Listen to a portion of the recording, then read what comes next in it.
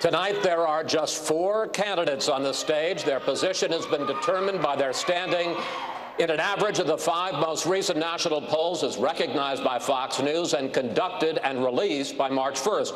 Here they are. Businessman Donald Trump. Texas Senator Ted Cruz. Florida Senator Marco Rubio. And Ohio Governor John Kasich. Tonight's rules are simple. Up to 60 seconds for each answer, 30 seconds for each follow-up response. And if a candidate goes over the allotted time, you will hear this. So pleasant. Lovely. We have a big crowd here, and while we expect the audience to be enthusiastic and responsive at times, and they have already been, we also expect them to be respectful, and we want the candidates to get their full time. So somewhere between a library and a Red Wings game. Am I right? You okay? Let's get started. Mr. Trump, as you may have heard, the 2012 Republican nominee for President Mitt Romney had some things to say about you today. He said your domestic policy will lead to recession. He said your foreign policy will make us less safe. And then he listed what he said are your personal qualities, quoting now Romney on Trump, quote, the bullying, the greed, the showing off, the misogyny, the absurd third-grade theatrics. He challenged you to answer with substance, not insults. How do you answer Mitt Romney, sir? Well, look, he was a failed candidate. He should have beaten President Obama very easy. He failed miserably, and it was an embarrassment to everybody, including the Republican Party. He went away. It looked like he went away on a vacation the last month. So I don't take that, and I guess obviously he wants to be relevant. He wants to be back in the game. As far as domestic policy and trade, which is killing our country, he said free trade, and I believe in free trade also. But if you look at China, and if you look at Japan, and if you look at Mexico, both at the border, by the way, where they're killing us, both at the border and with trade, and every other country we do business with, we are getting absolutely crushed on trade. And he said free trade, I say free trade great, but not when they're beating us so badly. With China, we're going to lose $505 billion in terms of trades. You just can't do it. Mexico, $58 billion. Japan, probably about, they don't know it yet, but about $109 billion.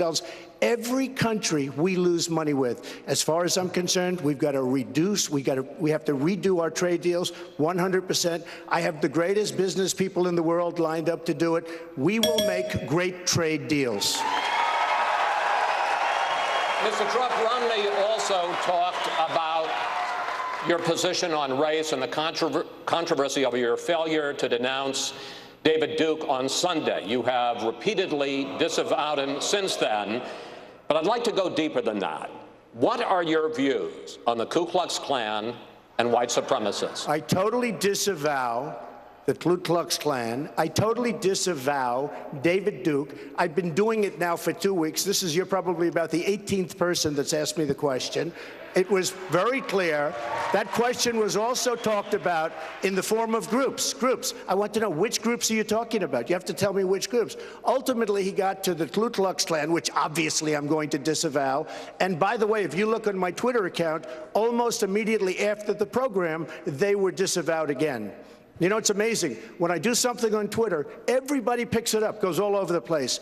But when I did this one, nobody ever picks it up. Take a look at my Twitter account.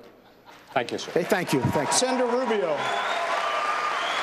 Senator Rubio, 3 weeks ago, you said, quote, I don't do the personal attacks, primarily because it's not who I am, because I think it's beneath the office that I'm seeking, but also because I don't want to embarrass my kids.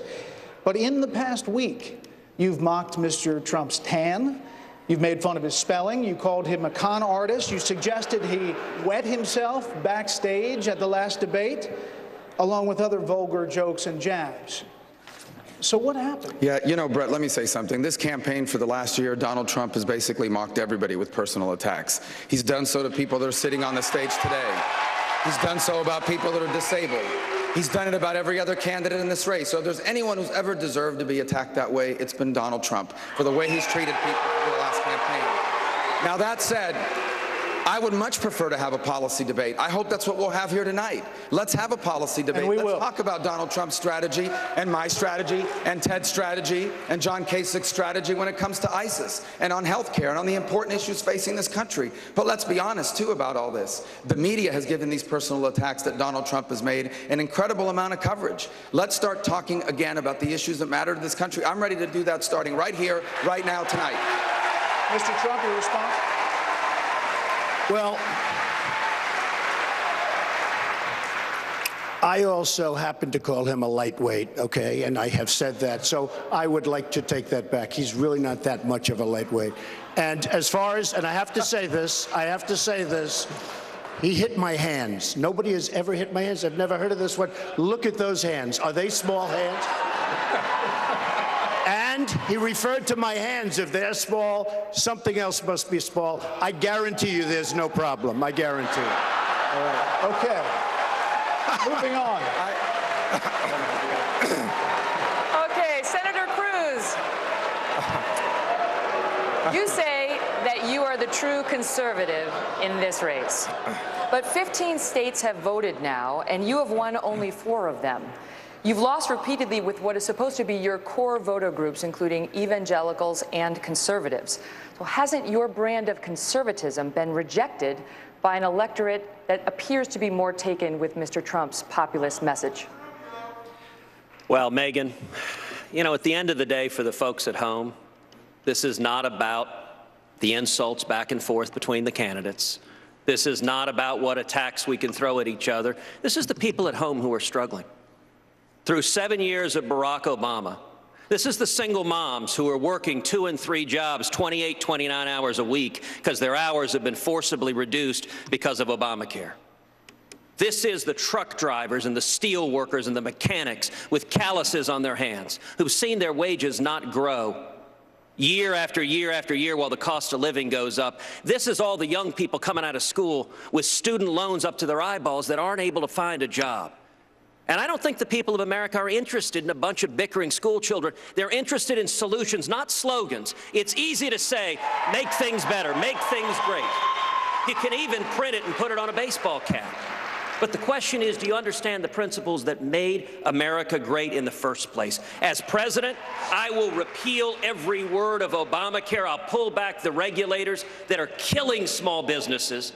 And we will pass a simple flat tax and abolish the IRS. And what that's going to do, Megyn, is small businesses are going to explode. We're going to see millions of high-paying jobs. We're going to see wages going up. We're going to see opportunity. That's where our focus needs to be. That's where my focus is. And that is why our campaign is the only campaign that over and over again has beaten Donald Trump to date. And it's why we're the one campaign that going forward can and will beat Donald Trump in this election. Go ahead, Mr. Trump. I've heard Ted say that over and over again on television, that he's the only one that can beat me. Just for the record, I've won 10. He's won 3 or 4. Last week, in fact, on Tuesday, I was 500,000 votes higher than him. I was 1 million votes higher than Marco, 1 million votes. That's a lot of votes, and was by far in first place. So I keep hearing that he's the only one that can beat me, but he's getting beaten very, very badly. So where does this come from? Where does it come from? Go ahead, Senator Rubio. Yeah, I would just say a couple of things. There is no doubt that Donald has done well in these elections. There's no doubt about that. The numbers are there. Here's what the numbers also say. 2/3 of the people who have cast a vote in a Republican primary or caucus have voted against you. They do not want you to be our nominee. And the reason why is because we are not going to turn over the conservative movement or the party of Lincoln or Reagan, for example, to someone whose positions are not conservative, to someone who last week defended Planned Parenthood for 30 seconds on a debate stage, to someone, for example, that has no ideas on foreign, someone who thinks the nuclear triad is a rock band from the 1980s, to someone who time and again on issue after issue has not proven that he has the principles that outline what the conservative movement has been about, and as Ted said, the things that made America great. America is great because of the conservative principles of limited government and free enterprise and a strong national defense, and our nominee needs to be someone that stands by those things. All right. Donald has not demonstrated that. Go ahead, Mr. Trump, and then we're going to have to go to Governor Kasich. Very nice words, but happens to be wrong. CNN just came out with a poll 2 days ago. A national poll, excuse me, a national poll where he's at 15, he's at 14, and I'm at 49. So when he says 75%, that would mean that 80% of the people don't dig you, and I'm back down to 50. Of all the people on the stage, he performs the worst against Hillary Clinton. Wrong. I beat Hillary Clinton. I beat Hillary Clinton in many polls. I beat Hillary Clinton in many polls. If you're our nominee, excuse me, I think I'm talking. Hold on, excuse me. I beat Hillary Clinton in many polls. Hold on. I hope you can The audience cannot understand when you're talking over each other. Finish your point, Mr. Trump. I beat Hillary Clinton in many polls. The Q poll just came out. I beat Hillary Clinton in a recent Fox poll. I beat Hillary Clinton in USA Today. I beat her today in a poll in Ohio. I'm the only one that beats Hillary Clinton. I beat her, and I have not started on Hillary yet. Believe me, I will start soon. I haven't even started. Okay. Governor Kasich. Governor Kasich, today you admitted that you have a narrow path to the nomination through a contested convention. Today also, Mitt Romney proposed that Republicans should vote for Senator Rubio in Florida. They should vote for you in Ohio. They should vote for Senator Cruz in states that he can beat Mr. Trump to prevent Mr. Trump from getting the nomination. So do you buy Romney's blueprint? And can you say tonight to your Florida supporters that they should vote for Senator Rubio to get a contested convention? You know, this is so much about process. It frankly is boring to me. I would like it clear, though, since we're talking about polls, I beat Hillary Clinton by more than anybody, by 11 points. And the reason it happens in one poll. You know, the reason is because, as the Democrats tell me all the time, I can get the crossover votes. You see, because throughout this campaign, I've talked about issues. I have never tried to go and get into these kind of scrums that we're seeing here on the stage, and people say everywhere I go, you seem to be the adult on the stage. In terms of, you know, Mitt Romney's, he's a great guy, but he doesn't determine my strategy. The fact of the matter is I'm running for president because I worked hard to fix this country when I was in Washington as the chairman of the Budget Committee, where we had some of the most significant job growth after we balanced the budget. We had wages going up. It was very successful in Ohio. Our wages grow faster than the national average. We're up over 400,000 jobs. We paid down, back in the old days, they paid down $500 billion of the national debt. It's a formula that works. And I believe that formula will work when I return to Washington as the president. And by the way, I won't need on-the-job training because I know how to do all of this. And within the first 100 days, I will have a plan that will pass the Congress because it is reasonable and I can bring both sides together. But Governor, you say this is all about process, but for voters, they need to see a path to get to the nomination if they're going to support you. On Super Tuesday, you finished in single digits in 9 out of 11 states. So you can see that your path is through a contested convention. How do you get Well, Brett, there? I think we're all really there. I mean, the simple fact is that, you all wrote me off. You wrote me off before I even got to New Hampshire. Then when I finished second in New Hampshire, you wrote me off in the South. Then you wrote me off in Super Tuesday. I split delegates in Vermont with Donald Trump. I finished second in Massachusetts, and we won delegates in Virginia. But guess what? It's now March Madness, and we're heading up north to my turf, okay? And let me just tell you this, I will win Ohio.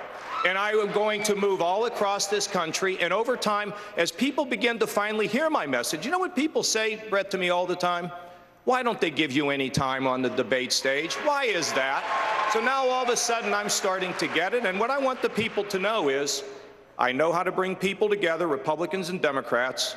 I have successfully, both at the federal level and the state level, brought economic growth, wage growth, and economic security to this country, and I want to go back and do it again, and I'm going to keep talking about my message of bringing people together and motivating people in the neighborhoods to realize they don't need somebody from Washington galloping in. There are many things they can do where they live, because the strength of our country is in our neighborhoods and our families, and I'm going to keep doing this.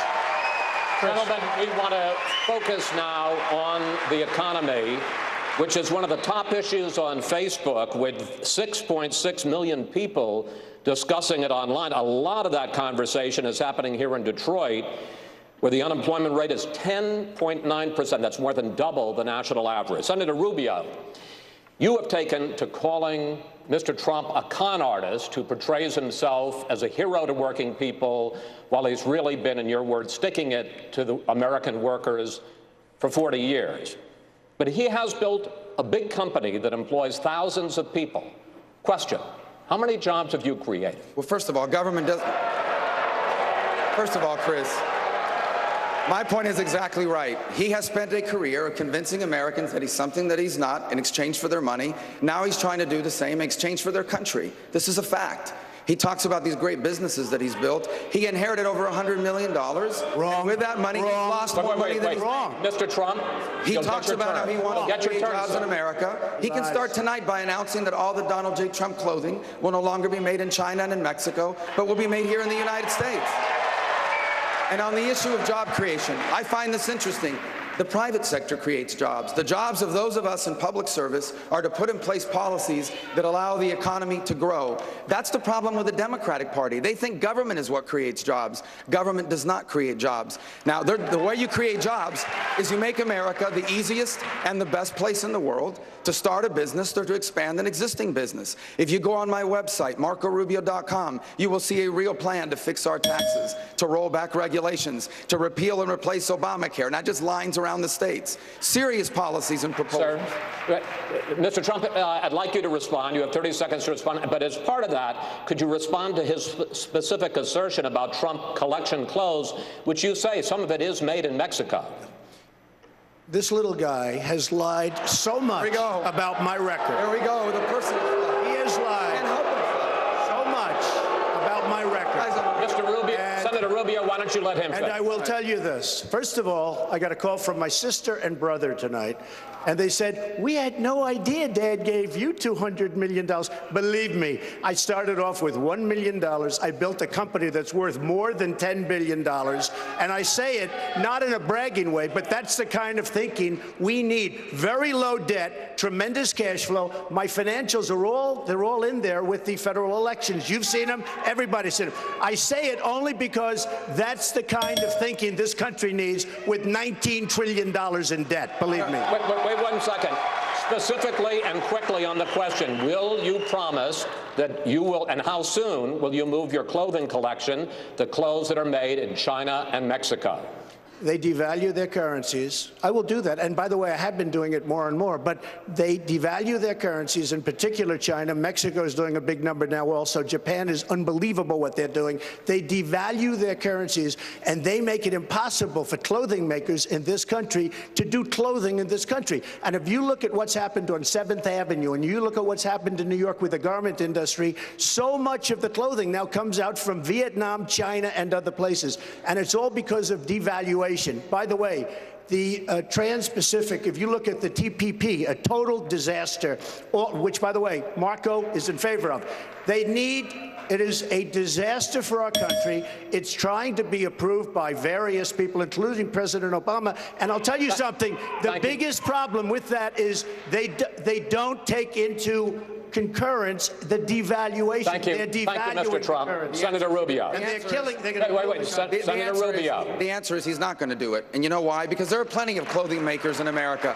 If you go on my website, marcorubio.com, everything we have on there is made in America. The reason why he makes it in China or in Mexico is because he can make more money on it. That's why he's doing it. And the second point, you see what happens again when you challenge him on a policy issue? You asked him about the economy, and the first thing he does is launch an attack about some little guy thing. Because he doesn't have answers. And he's asking us to make him the President of the United States of America. I know. This is not a game. I know what what's happening in the economy. You don't know it. Well, then answer the economy You haven't question. employed in your life one But he person. doesn't answer I've the employed economy tens of question. thousands of people. You've bankrupted four companies. You haven't employed one person. You ever heard of Trump Steaks? You ever heard of Trump You know what? vodka? You know what? All Take of a these look at Trump companies that Steaks. He's ruined. By the way, that's the Trump other Steaks thing. is gone. You've ruined these Mitt companies. Romney He's not came gonna up make with America things that were great. false, totally false. And now the funny thing is, he didn't Well, talk here about you the go. hundreds of really successful jobs, the buildings all over the world that have made a fortune. He doesn't even and a lot of own people- one of those buildings. He doesn't talk doesn't about like that. that. I have a policy question for you, sir. Let's see if he answers it. I will. Don't worry about it, Marco. Don't worry about it. Don't worry about it, little Marco. I will. All right, well, let's hear Big Don.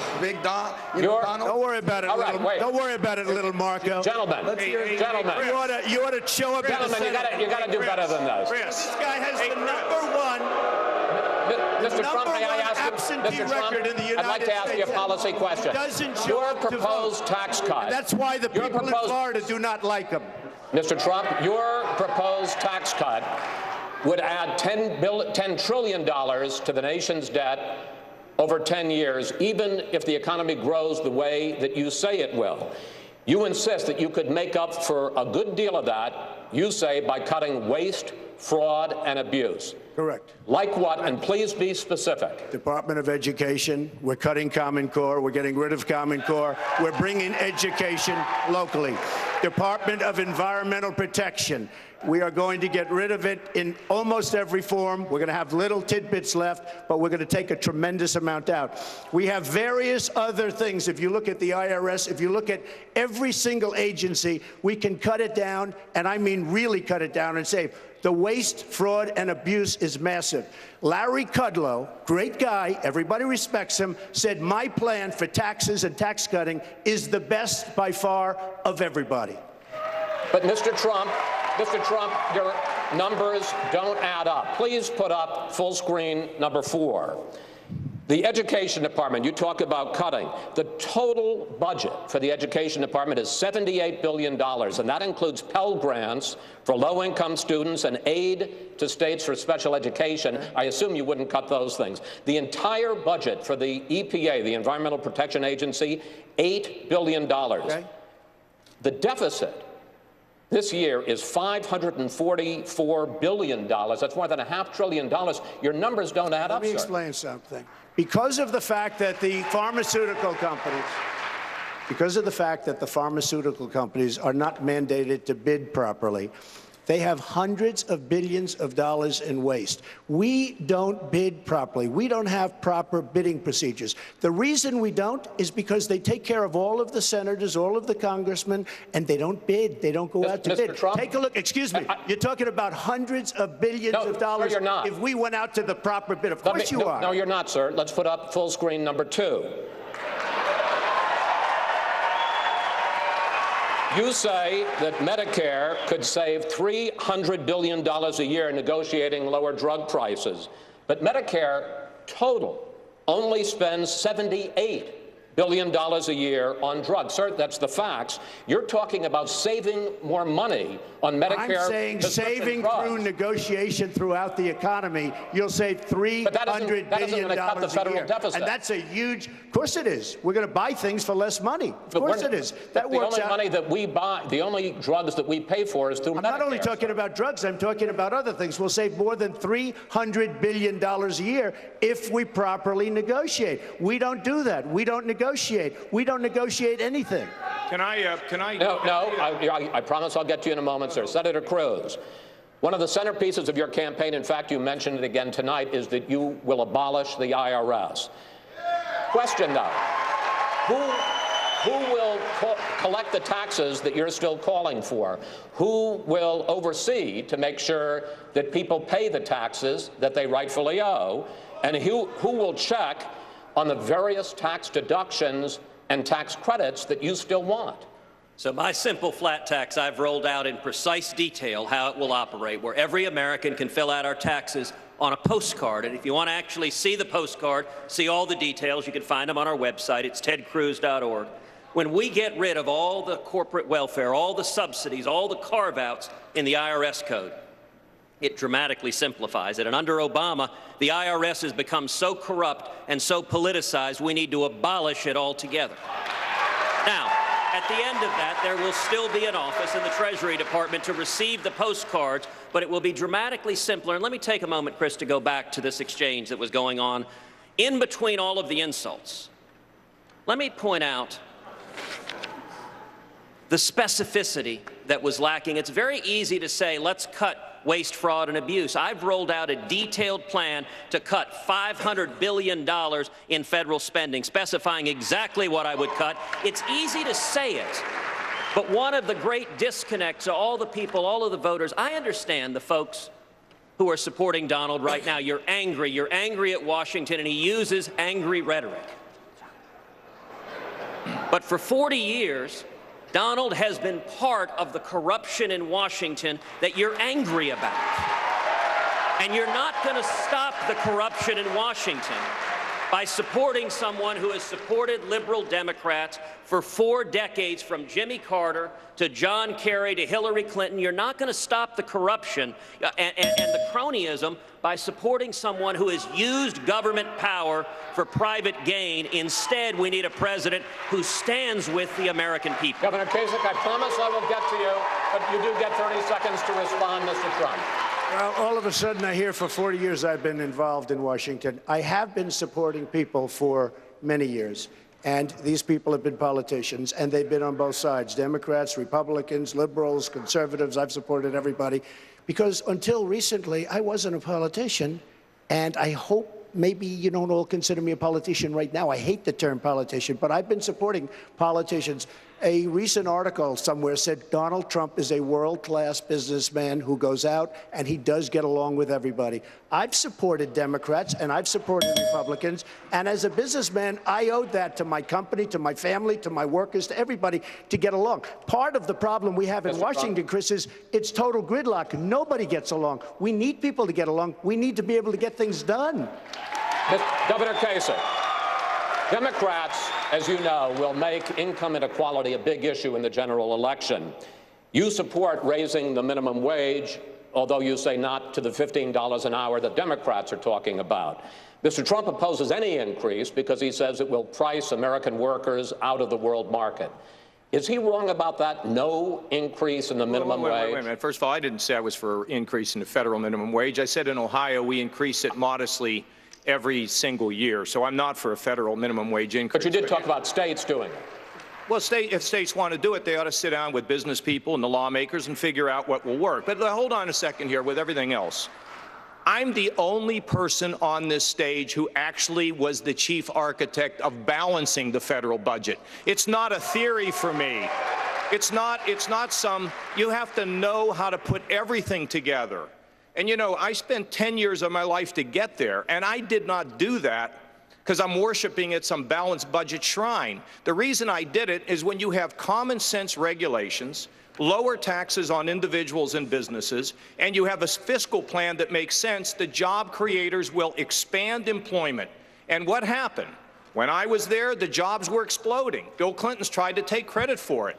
When I went to Ohio, we're up 400,000 jobs. It's the same formula, but it isn't easy. I fought the entire Washington establishment and won, because when you balance a budget, you must affect every single thing.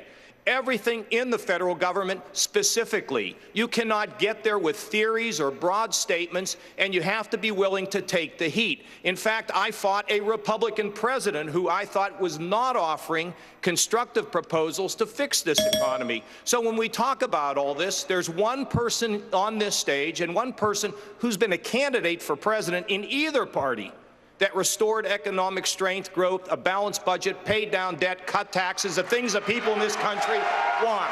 No theories, reality. Thank you, Governor. All right, let's talk immigration for a little bit. Senator Cruz, we'll start with you. You have repeatedly touted how you have stood shoulder to shoulder with Senator Jeff Sessions to fight illegal immigration and amnesty. But Senator Sessions just endorsed Donald Trump.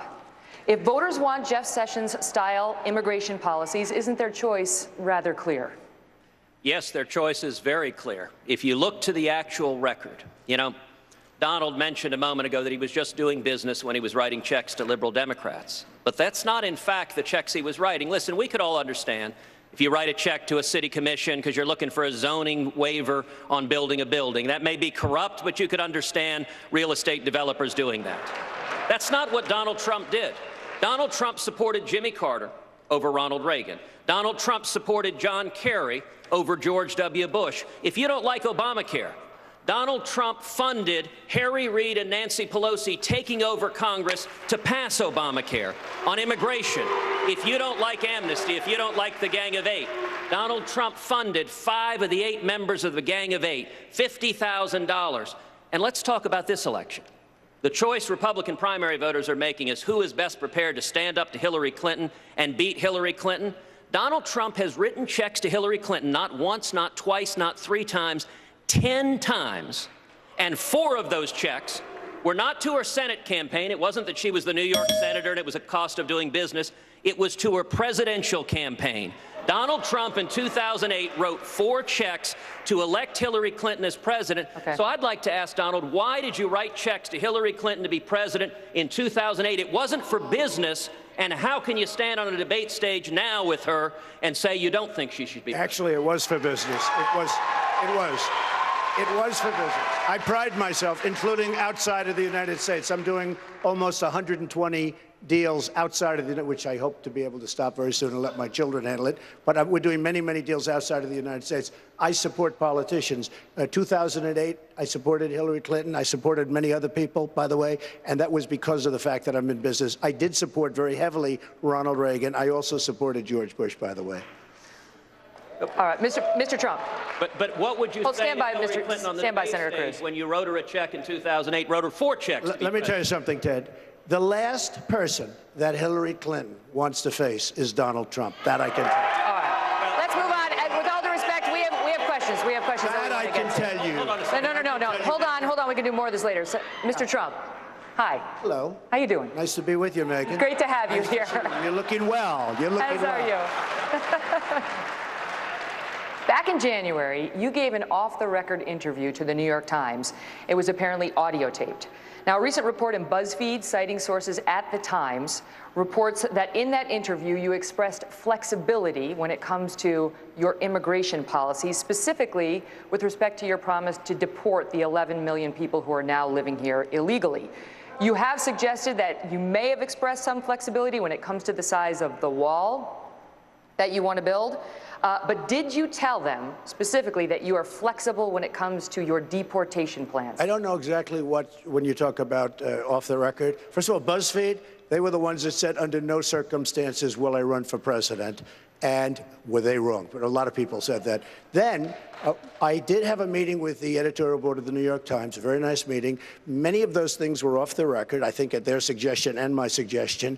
And I think being off the record is a very important thing. I think it's a very, very powerful thing. And I will say this, these 3 gentlemen have gone off the record many times with reporters, and I think they want to honor it. And I would always honor that. I will say, though, in terms of immigration and almost anything else, there always has to be some, tug and pull and deal. And, when I watched Ted stand on the Senate floor, I had great respect for what he did. He stood there for a day and a half or something. In the meantime, what came of it? Nothing. You have to be able to have some flexibility, some negotiation. Now, sometimes you ask for more than you want, and you negotiate down to the point. I may have discussed something like that with the New York Times, but I would never release off-the-record conversations. I don't think it's fair, frankly, to do that to anybody. How flexible are you on this issue? Not very flexible. No, not very flexible. I give the example. I'm going to build a wall. I'm the one that wants the wall. I'm the one that can build the wall. It's going to get built. And by the way, Mexico is going to pay for the wall. I can tell you that. Mexico is going to pay for the wall. But, and I used an example, and this isn't necessarily what was said, but whatever was said, the wall's 50 feet high. Is it going to be 45 feet or 40 feet? That could very well be. That could very well, he wants it to be higher. That could very well be. But there's always give and take. There's always negotiation.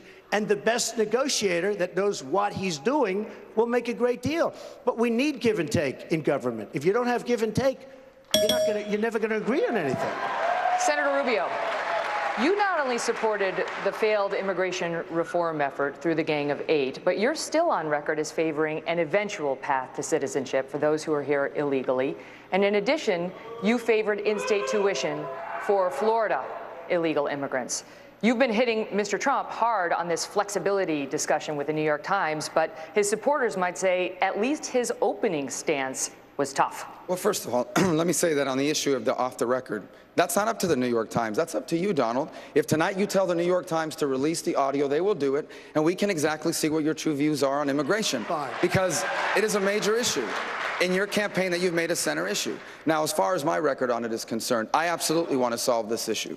And I did the best we could in a Senate that was controlled by liberal Democrats and Harry Reid in the hopes that the House, made up of conservatives, would take it up and make it even stronger. And I said that repeatedly at the time. I'm not just saying that now, I said it throughout that process. We do need to deal with this issue. When I'm president, it will not be dealt with the way it was done in the Senate. It'll be done first and foremost by bringing illegal immigration under control and proving it to the American people. And only after that is done can anything else happen. And it will be something the American people support. We'll see what they're willing to support. It's not going to be an executive order, and we're not going to ram it down their throats. Mr. Trump, will let you respond, but do you want to, will you release the tapes? Will you authorize the Times to release the tapes? I will say one thing. What Marco said is, I understand it. He's talking about a little give and take and a little negotiation. And you know what? That's okay. That's not the worst thing in the world. There's nothing wrong with that. I happen to be much stronger on illegal immigration. Sheriff Joe Arpaio endorsed me, and if he endorses you, believe me, you are the strongest from Arizona. But give and take is okay, and I thought what he said is okay. We may differ on the degree, but what he said to me is okay. Will you release the tapes? No, authorize I the never Times do to? that. I would not do that. I don't think, I have too much respect. If I deal with you off the record, if I deal with Brett or Chris off the record, I have too much respect for that process to say, just release everything. I would not do that. Okay, stand by. We're going to continue this right after the break. We have more. Coming up, more with Megyn.